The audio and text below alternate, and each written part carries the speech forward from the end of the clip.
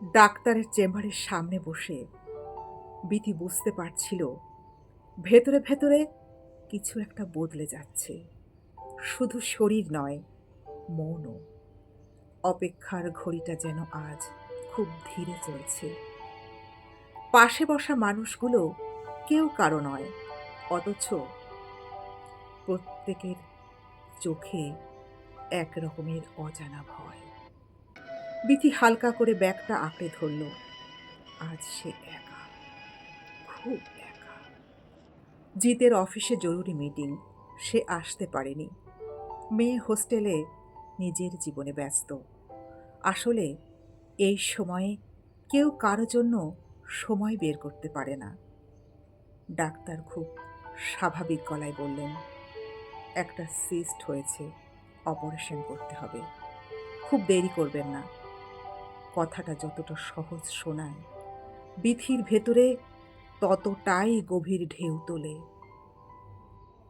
Menopause শব্দটা সে আগে শুনেছে, কিন্তু এর ভেতরের অস্থিরতা, হরমোনে টানাপোড়েন, অকারণ কান্না, এসব কেউ শেখায় না, কেউ বোঝেও না।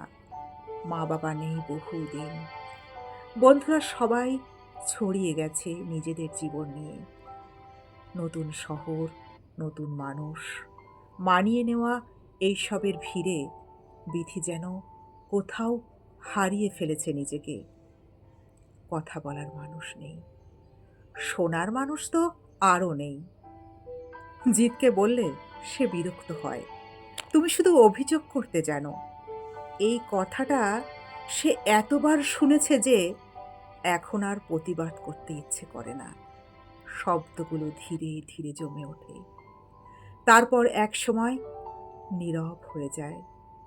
সংসারটা সে ঠিকই সামলায়, সময় মতো রান্নাঘর, দায়িত্ব সব, কিন্তু নিজের জন্য, নিজের অনুভূতির জন্য সে মাঝে মাঝে ভাবে সম্পর্কটা যেন একটা পাখি, ভালোবাসা দিয়ে যত্ন করলে পাশে থাকে, আর জোর করে ধরে রাখতে গেলে নিঃশ্বাস বন্ধ হয়ে যায়। তাদের সম্পর্কটা কি ধীরে ধীরে শ্বাসরুদ্ধ হয়ে যাচ্ছে? বাড়ি ফেরার পর বিথি অনেকক্ষণ চুপচাপ বসেছিল। হাতে ধরা রিপোর্টটা তার যেন অচেনা লাগে। রাতে জিত ফিরে এলো, চোখে ক্লান্তি, কণ্ঠে যান্ত্রিকতা। খাবার দাও, খুব ক্লান্ত লাগছে। বিথি কিছু না বলেই রিপোর্টটা এগিয়ে দিল। জিত পড়তে পড়তে হঠাৎ থেমে গেল। অপারেশন? তার গলায় স্পষ্ট বিস্ময়। হ্যাঁ, দুদিনের মধ্যে করতে বলেছে। বিথির গলা শান্ত, কিন্তু ভেতরে ঢেউ। তুমি আমাকে আগে বলনি কেন?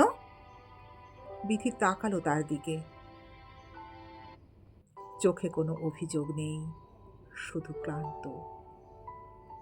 সত্যি বলেছিলাম, তুমি শুনতে চাওনি। ঘরটা হঠাৎ খুব নিস্তব্ধ হয়ে গেল। এই নীরবতার ভেতরেই যেন সব কথা ভেসে উঠল। অগোচরে ফেলে দেওয়া মুহূর্ত, অগ্রাহ্য করা অনুভূতি, অবহেলার ছোট ছোট দাগ। জিৎ প্রথমবার অনুভব করল সে শুধু ব্যস্ত ছিল না, সে অনুপস্থিত ছিল।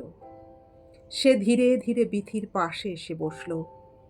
অনেক দিন পর তার হাতটা ধরল। সেই স্পর্শে কোনো তাড়াহুড়ো নেই, শুধু একরাশ অপরাধবোধ আর ফিরে পাওয়ার চেষ্টা। আমি আছি, এইবার সত্যি আছি। আমরা, এই শব্দটা বিথির কানে যেন নতুন শোনালো।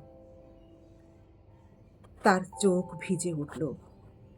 কিন্তু এই জল শুধু কষ্টের নয়, একটু আশারও। থাকতে পারবে তো? সে ফিসফিস করে জিজ্ঞেস করল। জিৎ মাথা নাড়ল। এইবার কাজ অপেক্ষা করবে, তুমি না।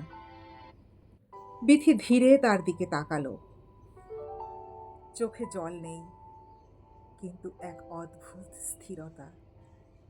ও বলেছে, শরীরের সিসটা কেটে ফেললে ঠিক হয়ে যাবে, কিন্তু সম্পর্কের ভেতরে যে সিস্ট জমে আছে সেটা যদি না কাটে, তাহলে আসল অসুখটা থেকেই যাবে। কিন্তু এই প্রথমবার সে বুঝতে পারল, সব অপারেশন হাসপাতালের টেবিলে হয় না। জিত নিঃশব্দে দাঁড়িয়ে রইল। বাইরে বৃষ্টি পড়ছে, ভেতরেও জানালার কাছে টুপটাপ শব্দ। গল্প পাঠে আমি স্মৃতি সাহা, কলমে আমার মিষ্টি বন্ধু গার্গী। গল্প কেমন হয়েছে? সিস্ট অনেক মেয়েদের জীবনের সঙ্গে মিশে যায় গল্পটি। আমি তুলে ধরলাম বন্ধুরা। কেমন হয়েছে অবশ্যই কমেন্ট করে জানাবেন। যদি ভালো লাগে বন্ধুদের কাছে ছড়িয়ে দেবেন। এরকম আরও গল্প, কবিতা এবং কন্টেন্ট পেতে আমাকে আপনারা একটুখানি ফলো করে রাখতে পারেন। নমস্কার, ভালো থাকবেন। সবাই নিজেদের পরিবারকে আদর যত্নে সময় থাকতে সময়ের মূল্য দিন, ভালোবাসা দিন, ভালোবেসে